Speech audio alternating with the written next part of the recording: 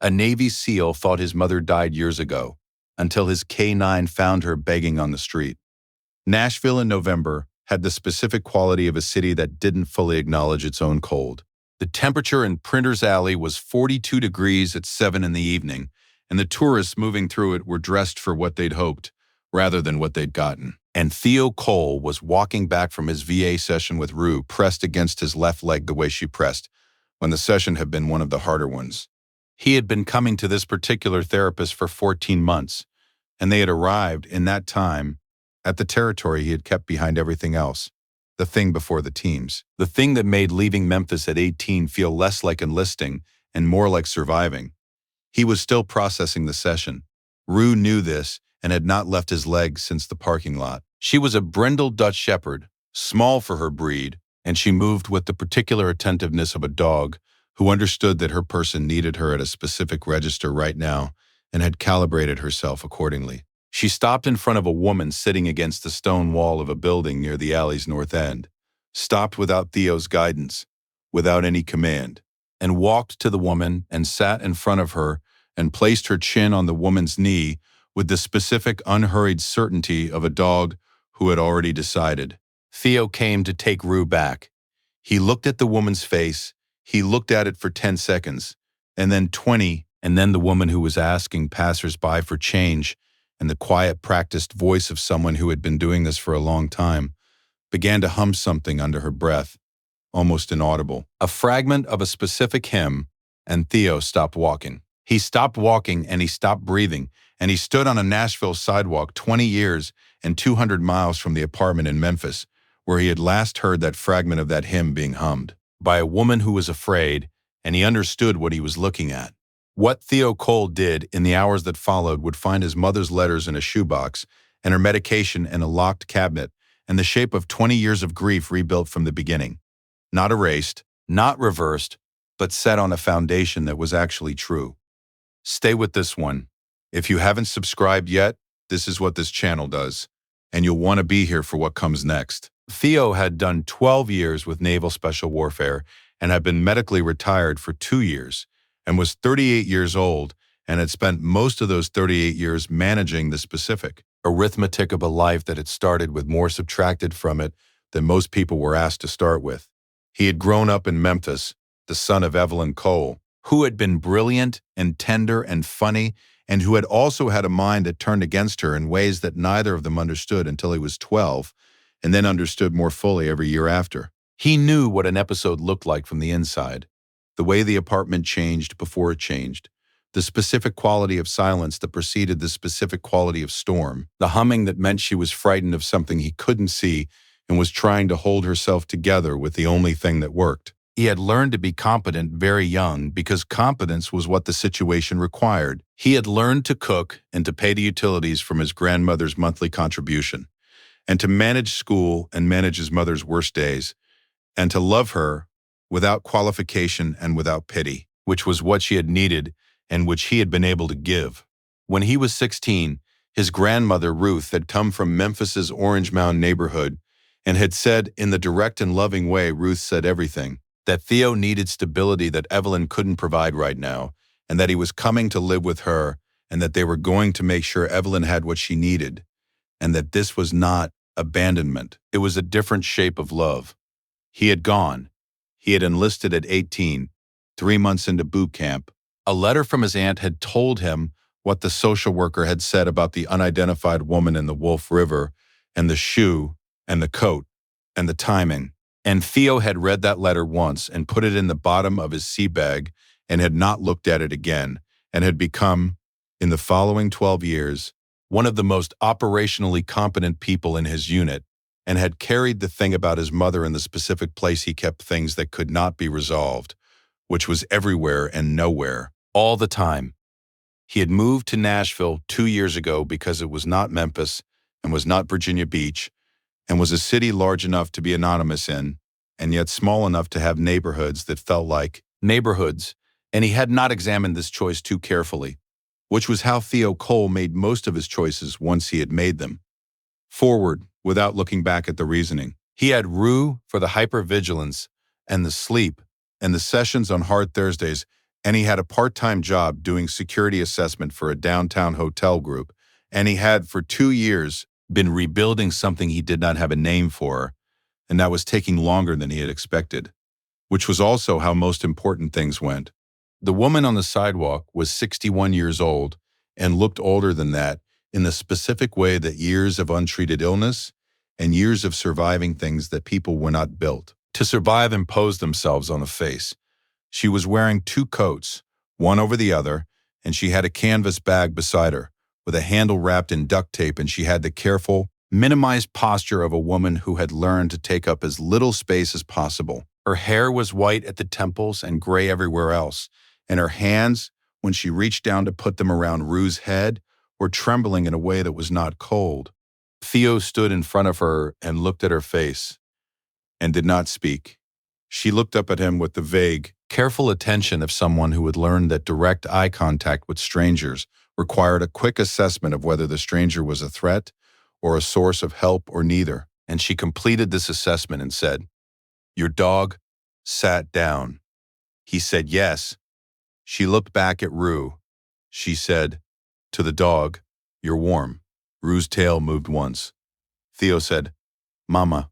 She looked up at him. She looked at his face for a long time, the same 30 seconds of recognition working in both of them simultaneously. The changed face, the years, the son who was no longer the boy who had packed a sea bag and left at 18. And then something in her face went through more things than a face usually went through in 30 seconds, and she said his name. Theo. Not as a question. As a fact, she had not let herself believe, and was now, very carefully, beginning to believe. Have you ever found something you had given up on? Completely, finally, the grief settled and accepted, and had to learn in real time how to hold what you thought you'd lost alongside 20 years of having lived without it? I don't think there's a preparation for that. Tell me in the comments. I'll read every one. Evelyn Cole had been stable for 6 years. This was not a small thing, not for someone who had been living inside a mind that turned against her for the better part of 3 decades. 6 years of taking her medication, attending her weekly check-ins with her case manager, Maya, doing her 2 mornings a week at the food pantry, where she made coffee and sorted donations and talked to the regulars by name, building the small, reliable structures of a life that stayed standing. She had not been cured. Schizophrenia was not a curable thing. It was a managed thing. And the management required consistency and support, and the specific ongoing mercy of people who understood that a person with a serious mental illness was still a person, but she had been found. Found by a case manager who did not give up, by medications that worked in the particular way her brain needed them to work, by the specific mercy of a system that had failed her for 20 years, and then, once done what it was supposed to do, she had spent years she could not fully account for in the cities between Memphis and here. She had been hospitalized twice, once involuntarily, the police to emergency room pipeline that was the most common entrance point into the system, and once voluntarily 6 years ago, when something in her had cleared enough to let her understand that the help being offered was real and that she could choose to take it. The voluntary hospitalization had led to Maya. Maya had led to the medication that worked. The medication that worked had led to Evelyn understanding for the first time in a long time who she was and what she had lost and what she wanted to find. What she wanted to find was her son. She had been in Nashville for 2 years because she had followed something she could not name, a pull toward a city she had no reason to be in, a residual thread of some knowledge her medicated mind held without surfacing it fully. She had a bed at a shelter on Demon Bruin Street and then a room at Kenneth Pruitt's rooming house on 8th Avenue when the shelter's 90-day limit expired and Maya had found her the placement, which had seemed like an improvement and had not been. Pruitt's building was a structure that met the minimum definition of shelter and exceeded it in almost no other way. And Pruitt himself was a man who had built a business model on the specific vulnerability of people who had no better options and who understood that management in his line of work looked like taking things people needed until they did what you wanted. She had been trying to find Theo for 2 years. She had written to the Navy at his last known unit address, to the Memphis VA, to the address in Binghamton where he had lived briefly after his first deployment, to the apartment in Memphis where they had lived together when he was a boy. The letters had not reached him. She did not know why. She kept writing because there was nothing else she could do, and because she was Evelyn Cole, who hummed hymns when she was frightened and wrote letters when she had no other way to reach the person she needed, and who had not stopped trying in the 6 years since she had become well enough to try. The letters were in a shoebox under her bed at Pruitt's rooming house. Theo would find them in 2 hours. He sat beside her on the sidewalk. He had his back against the stone wall, and Rue was between them, warm, and he did not say anything for a while because there was nothing he could say that would be adequate, and he was old enough to know that inadequate things said too early were worse than silence. He called Ruth from the sidewalk, from his pocket, one-handed, not announcing what he was doing. Ruth answered on the second ring, because Ruth always answered on the second ring, because Ruth was 83 years old and had been waiting for a call she could not define for 20 years, and she was not going to miss it. He said, "Grandma, I found her." There was a long silence on Ruth's end. Then Ruth said, "Is she all right?" He looked at his mother, who was looking at Rue, who was pressed against her knee with the full-body contact of a dog who understood what the moment required. He said, "She's here." Ruth made a sound that was not words. Theo had never heard that sound from Ruth before. Ruth, who had raised him, who had held everything together, who had conducted herself with precision and love through 20 years of a grief that Theo now understood was only partly resolved, and had always been, was making a sound that was all the words she had been storing for 20 years in the moment they were finally available to come out. He held the phone against his ear and let her make the sound for as long as she needed. Maya, Evelyn's case manager, answered on the third ring when Theo called her next. He gave her his name and explained what he had found in 2 sentences. Because Maya was the kind of professional who received information quickly and completely, and he had identified this from the quality of her voicemail message. She said, "She's been off her medication for 2 days. I need to know where she is." He gave her the address. She said she'd be there in 40 minutes with the medication. She said, "Tell her I'm coming." He told Evelyn. Evelyn looked at him and said, "I know Maya will come. Maya always comes." Rue, at this moment, pressed harder against his left leg. It was 7:31. If you were standing on that sidewalk right now, and you had 30 minutes before the curfew locked that rooming house, what would you do first? Be honest. Tell me in the comments. I read every one. Kenneth Pruitt's rooming house on 8th Avenue was a 3-story building that had been a reasonable residential property in 1987 and had been declining in specific and measurable ways since. Then, Pruitt ran it with the attentiveness of a man who understood the precise minimum required to avoid a code violation and nothing else.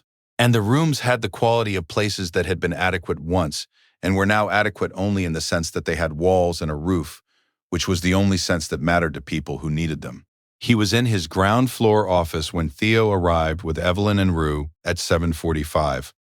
He was 52, broad, with the manner of a man who had been the authority in this building for long enough that the manner had become his default, even in situations where his authority was about to be examined. He looked at Theo and looked at Rue and looked at Evelyn and said that curfew was 9 o'clock and that Evelyn knew the rules.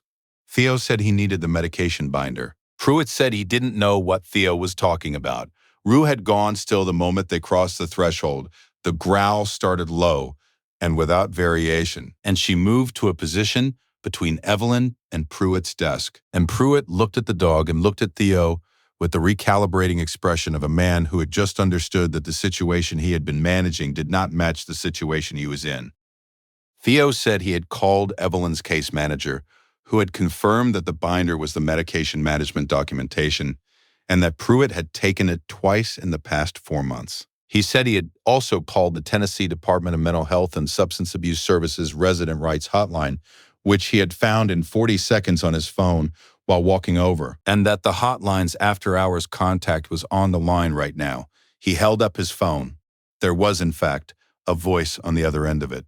He said he was going to need the binder and the shoebox from under the bed in room 7, and Maya would be here in 20 minutes to assess Evelyn's medication status. And that would happen with the Tennessee DMHSA after that depended entirely on what Pruitt did in the next 3 minutes. He said all of this in the level, informational voice he had used in 14 years of situations where precision mattered more than volume, which was every situation he had ever been in. Evelyn said it quietly, looking at Pruitt, with the specific dignity of a woman who had survived things that would have undone most people, and who had arrived on the other side of them, at a place where she knew her own value and was not going to perform otherwise. I wrote him every year. Pruitt looked at her. He looked at Theo. He looked at Rue, who had not moved from her position and whose growl had not changed register and who was looking at him with the specific, settled attention of a dog who had completed her assessment a long time ago. He opened the cabinet. Maya arrived at 8:20 with Evelyn's medication and a folder of intake forms for the transitional housing program she had been trying to get Evelyn into for 4 months. The program Pruitt's situation had been preventing her from accessing because the program required a stable address and Pruitt's building did not qualify as stable in ways that were now being formally documented.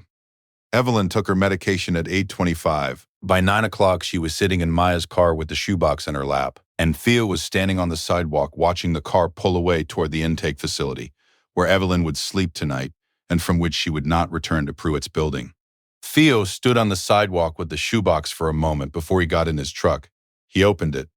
14 letters each, one addressed to him at an address he had not lived at for years, each one in Evelyn's careful handwriting, the handwriting of a woman who had been a straight-A English student before her illness, a handwriting that was better than his own. He read the first line of the oldest one, from 8 years ago.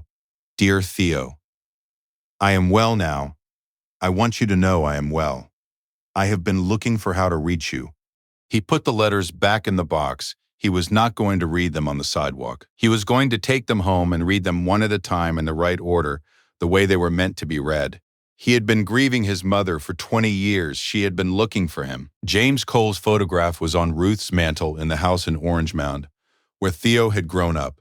The service photograph of a young man in army dress uniform, the 82nd Airborne patch on his shoulder, the look of a man who had not yet been to the places that would change his face.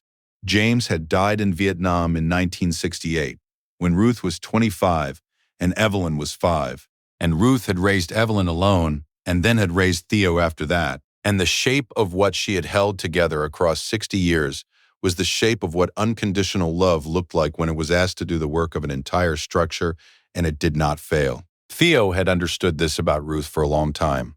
He understood it differently now.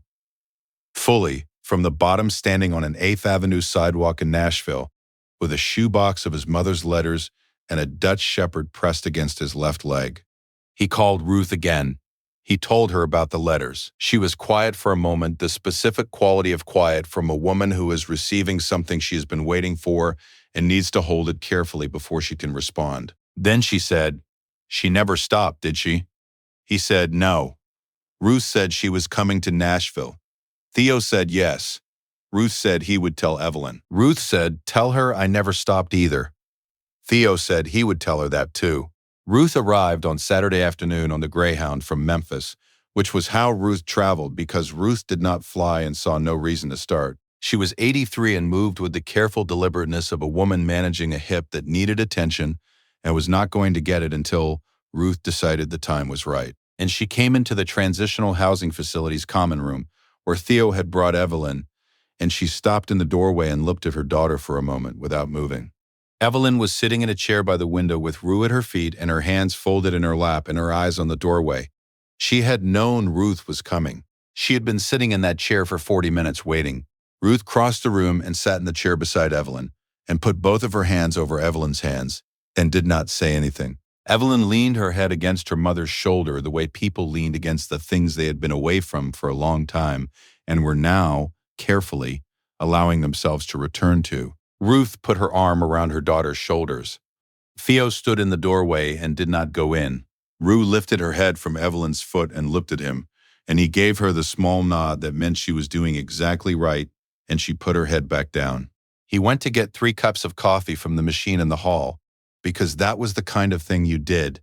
And when he came back, Ruth was still holding Evelyn's hands, and the room was very quiet, and the afternoon light was coming through the window over the two of them the way afternoon light came through windows in November, when it had decided to be gentle, and Theo set down the cups and sat against the wall and let the room be what it was.